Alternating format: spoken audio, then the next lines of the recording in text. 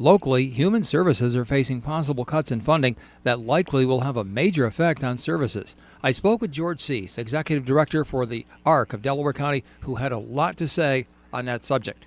While we've had admissions to one of our programs be stopped, actually, as of last year, that we could no longer admit people into our program at RFI. But other than that, there's been no concrete announcements on anything.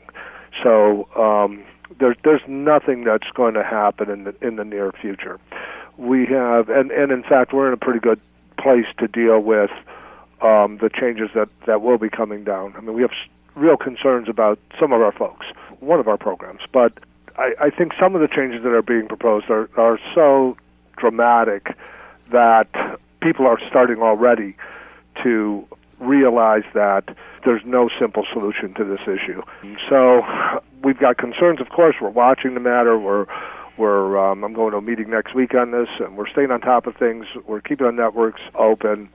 But it seems like there's a lot of negotiations going on between the state of New York and the federal government that we're just really not privy to. We do know that the plan that they have submitted, which can be found on the New York State Office for People with Developmental Disabilities website, that plan is where the New York State is asking the feds to, they're saying that their plan is to eliminate funding for that one type of service on some kind of phase-in basis over the next 6 years. And if that happens, black and white, like it's stated, that could cause us some serious challenges. Most likely, that's not what's going to happen. Most likely, I do believe that there are families all over New York State that will object to parts of this, and I think that they're going to come to a greater realization that they've got to look at this differently, and I think they will. But there's no guarantees.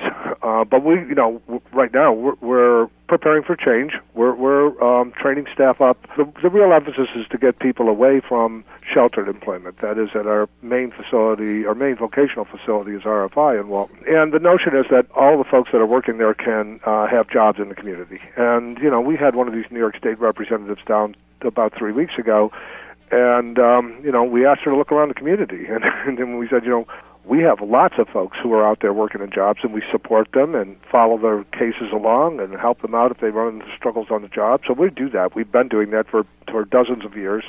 And but there are some folks who either don't want a job in private industry, or they can't get transportation to those jobs. That's a big issue, right? In Delaware County, it's huge for any of us, but especially if you have a disability.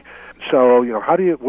I live here, but the job is way over there. How do I get there? So there's lots of obstacles in people's ways, and not to mention high unemployment and not a lot of opportunity in our region. So while we fully support and continue to put more and more resources into finding jobs in the community and supporting people with jobs in the community, we know that there are some people that are saying, I don't want that for whatever reason. I'm not ready. I don't want it. I don't want it right now, maybe down the road. And something's got to be done, and I believe something will be done to accommodate those folks. This issue of the plan that New York State has sent to Washington has not even been approved yet. So, these are plans that they're announcing their plans, and that's good because it's giving us time to think and research and respond.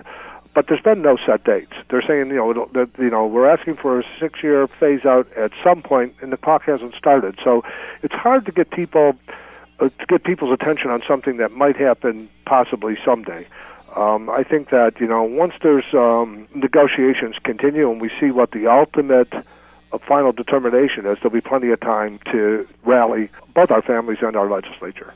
And I do believe the other thing I know is that our legislators are very respectful and supportive of our programs and services. I remember touring Congressman Gibson through RFI last summer before last, and he sat there and he took pages and pages of notes. He was fascinated by what we were doing, loved what we were doing, loved what he saw. So there's a lot of support, and I think that saner heads are going to have to rule. I do understand that there are people that are really anxious about this and would like to see more action sooner, but there's not a lot that can be done at this particular point. However, except for preparing ourselves, staying on top of the matter, continuing to get educated, and keeping people properly informed. That's what we're doing. But we're talking about ultimately only one aspect of what we do, one service that the ARC of Delaware County. Very worst case scenario, Delaware, even in the worst case scenario, the ARC of Delaware County is here, will be here, and we may have to change some of the things that we do, but our commitment to people with disabilities will not be affected. Anybody who would like to know more about this, I welcome phone calls, 865-7126. Anybody that's interested in touring RFI and really seeing what this vocational program is, your eyes will be open. People go through it.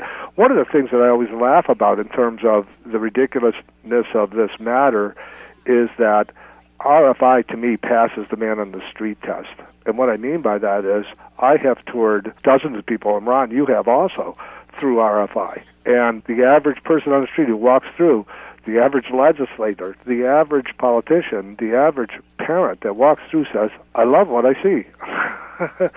So there's a lot of good. There's a lot of good. And we're gonna work hard, and we're going to protect that, and we're going to maintain that good.